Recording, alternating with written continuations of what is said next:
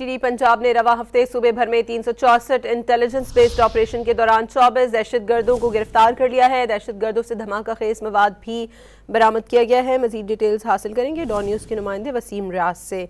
वसीम, बताइएगा मुल्ज़िमान को कहाँ से गिरफ्तार किया गया है?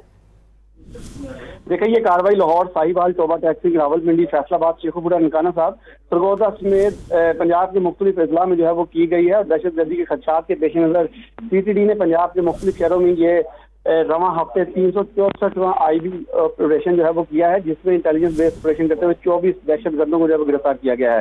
तौर से फितना और ख्वारिज का खतरनाक दहशतगर्द शाकिर जो है वो भी गिरफ्तार हुआ है। दहशतगर्दों से धमाका खेज मवाद, EID बम, 4 डिफ्यूज और 24 डिफ्यूज जो है वायर और मुख्तलिफ चीजें जो है वो बरामद की गई हैं, जिनको तहवील में लेकर मजीद कार्रवाई की जा रही है।